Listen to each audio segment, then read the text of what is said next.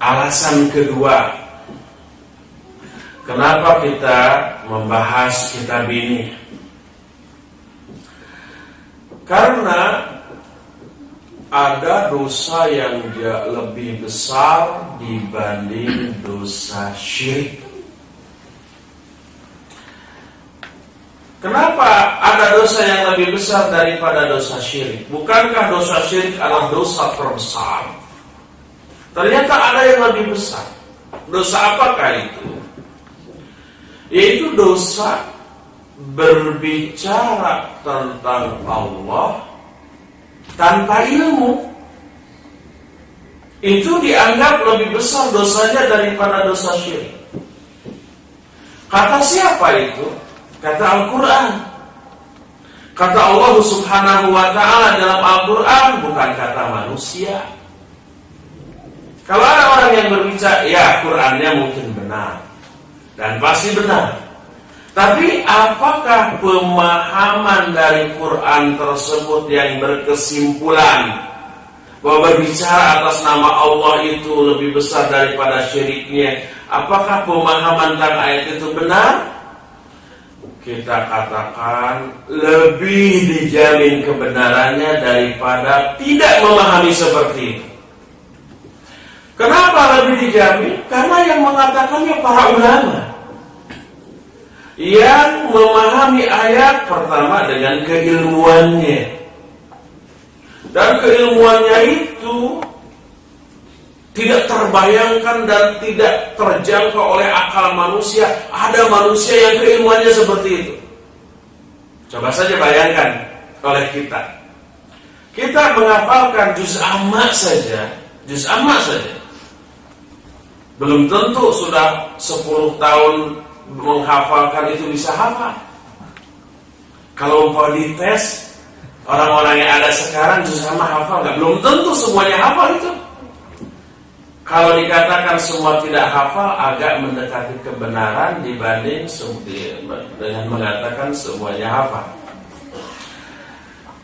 Walaupun puluhan tahun kita menghafalkan, susah. Anas hafal, masuk ke Al-Falaq. Al-Falaq hafal, Anas sudah lupa lagi. Kan begitu rata-rata. Karena apa? Karena hafalan kita itu bukan kita anggap sebagai sebuah kebutuhan. Adapun para ulama 6 tahun, 7 tahun sudah hafal Al-Quran.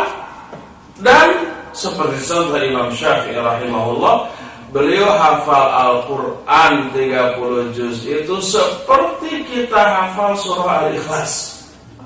Al-Ikhlas itu qul huwallahu ahad, Allahus samad, lam yalid wa lam yulad wa lam yakul lahu kufuwan ahad. Cuma 4 ayat, sebulan nggak pernah dibaca, kita nggak akan lupa. Karena itu surat yang paling favorit bagi kita. Favorit itu bukan karena isinya, tapi karena pendeknya. Isinya nggak tahu. Padahal siapa yang mencintai surat itu karena isinya itu surga jaminan. Ada seorang sahabat, setiap kali sholat, setelah baca Fatihah selalu baca Al-Ikhlas terlebih dahulu, lalu membaca ayat lain, surat lain. Selalu begitu. Lalu ditanyakan kepada Rasul SAW, ya Rasulullah, orang itu seusai Fatihah itu selalu baca Fatihah, selalu baca Al-Ikhlas, setelah itu barulah surat lain. Oleh Nabi SAW ditanya, kenapa engkau selalu membaca surat itu? Dia menjawab, karena saya sangat mencintai isinya. Isi dari surah Al-Ikhlas itu berupa tauhid. Apa kata Nabi SAW? Kecintaanmu kepada surat itulah yang memasukkan kamu ke dalam surga. Cinta karena isinya, bukan karena pendeknya, ya. Kita juga sama cinta kepada surat ini, tapi beda alasan. Alasannya yang beda. Nah, kita hafal surah Al-Ikhlas itu dengan enteng sambil ngelamun juga mungkin nggak akan salah. Kalau kita kepepet jadi imam, gitu ya, agar tidak salah dalam baca surat yang lain, ada hafal. Tapi kalau jadi imam grogi bisa lupa. Agar tidak lupa, ini yang dibaca.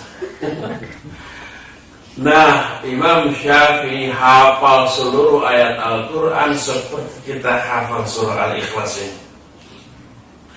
Para ulama sampai hafal jutaan hadis dengan sanadnya. Kalau kita jangankan dengan sanad, satu hadis matannya aja belum tentu kita hafal. Mereka juta.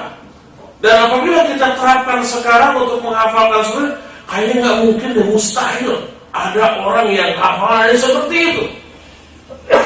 Belum lagi kecerdasannya, belum lagi kredibilitas para ulama dari segi kejujuran, dari segi kemuliaan akhlak, dari segi kehebatannya beribadah, sampai-sampai sebagian ulama ada yang menyatakan bahwa sebuah hadis sahih apabila para perawinya diberi gelar thiqat sepanjang nafas manusia dalam mengulang-ulang kata thiqat itu. Thiqat itu hanya terpercaya. Kalau ditanya bagaimana si rawi ini apakah terpercaya, dia thiqat sampai habis nafas kita. Saking terpercayanya dia dalam hal kejujuran. Kalau orang zaman sekarang jangankan thiqat sampai habis nafas, satu kali thiqat aja belum tentu ada. Dalam hal kejujuran dari segi keilmiahan, dalam hal kredibilitas dia dari segi kekuatan hafalan. Nah, untuk orang zaman sekarang mustahil itu ada. Tapi ternyata sejarah membuktikan orang seperti pernah ada dengan jumlah ribuan dalam satu masa dan berlangsung selama beberapa masa.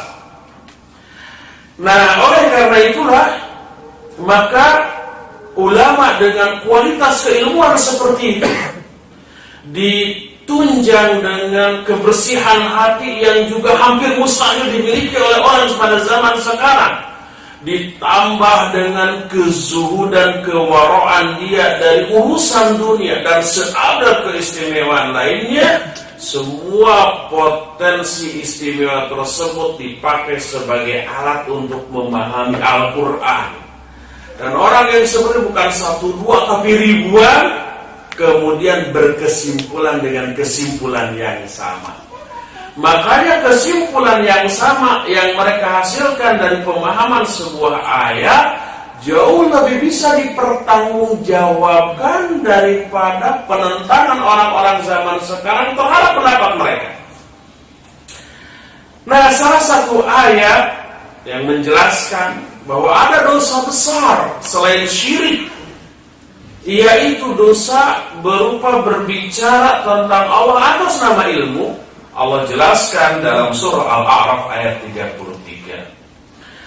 Allah berfirman, "Qul innama harrama rabbiyal fawahisha ma dhahara minha wa batana wal ithma wal baghya bighairil haqq wa an tusyriku billahi ma lam yunazzil bihi sultana wa an taqulu 'ala Allahi ma la ta'lamun." Katakan olehmu hai Muhammad, hanyalah Allah mengharamkan kepada kita pertama al-fawahish, kekejian, baik yang zahir ataupun yang batin. Kedua al-ithma, dosa. Ketiga al-baghya, sikap aniaya kepada orang lain tanpa alasan yang benar. Keempat, wa antusyriku billahi ma lam yunazzil bihi sultanan. Kalian menyekutukan Allah dengan sesuatu yang Allah tidak menurunkan ilmu atau alasan atau ayat yang membolehkan hal tersebut. Itu syirik. Dan keempat, kalian berbicara tentang Allah tanpa ilmu. Allah mengharamkan 5 dosa-dosa besar. Pertama, al-fawahish, kekejian. Kita nggak akan merinci apa maknanya. Kedua, al-ithm, dosa. Ini juga kita akan merinci dan apa bedanya dengan al-fawahish, karena bukan di sini stressing penekanan kita enggak. Ketiga, al-baghyu, aniaya kepada orang lain, pihak lain tanpa alasan yang benar. Keempat, menyekutukan Allah dengan sesuatu. Dan yang kelima, berbicara tentang Allah tanpa ilmu. 5 dosa-dosa terbesar. Al-Imam Ibnu Qayyim Al-Jauziyah rahimahullah menyatakan 5 dosa-dosa terbesar ini dimulai dari urutan dosa terkecil di antara dosa-dosa besar. Dosa terkecilnya al-fawahish, perbuatan keji. Perbuatan keji itu dosa yang hanya merugikan diri sendiri tapi tidak merugikan orang lain. Seperti umpamanya mabuk yang tidak merusak dan merugikan orang lain, hanya merugikan diri sendiri. Berjudi, berzina, itu hanya merugikan, itu fawahish. Kalau yang merugikan orang lain namanya mungkar. Orang lain rugi, diri untung. Seperti nyopet, mencuri, memukul, itu mungkar. Nah, kemungkaran ini karena merugikan orang lain harus dicegah. Namanya nahi mungkar. Tidak ada nahi fawahish. Mencegah perbuatan fawahish itu tidak ada. Karena apa? Karena rata-rata yang fawahish ini, pertama, selain hanya merugikan diri sendiri, kedua, umumnya dilakukan secara sembunyi-sembunyi sehingga orang lain nggak tahu, nggak kelihatan. Tapi kalau kemungkaran karena merugikan orang lain, jelas orang lain tahu, bahkan mengalami kerugian itu, harus dicegah. Nah, jadi urutan pertama dari dosa-dosa besar dimulai dari urutan dosa besar terkecil, fawahish. Kedua, al-itham. Nah, al-itham ini kemudian sebagian ulama menyatakan kemungkaran yang merugikan orang lain. Yang ketiga, al-baghyu, menyakiti, menzalimi pihak lain. Yang keempatnya, syirik.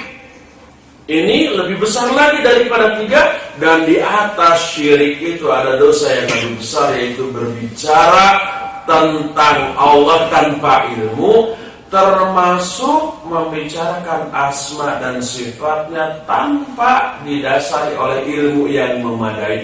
Ini lebih besar dosanya daripada dosa syirik. Kenapa demikian? Para ulama menjelaskan. Pertama, alasan pertama, kalau dosa syirik, bahayanya hanya untuk diri sendiri. Orang menyembah berhala, hanya dia yang dosa, orang lain enggak. Tapi kalau berbicara tentang Allah tanpa ilmu, pasti salah. Berbicara tentang Allah tanpa ilmu dengan kebodohan, pasti salah. Dan yang namanya bicara pasti diomongkan ke orang lain. Dianya salah, orang lain yang mendengarkannya terpengaruh, terbawa salah. Maka dia sesat dan juga menyesatkan. Kalau orang berbuat syirik, hanya dia yang sesat, tapi orang lain tidak terbawa sesat. Karena tidak berbicara, tidak mengajak, tidak mempengaruhi orang lain. Hanya dia yang berbuat. Ini alasan pertama kenapa ini lebih berbahaya daripada dosa syirik. Kedua,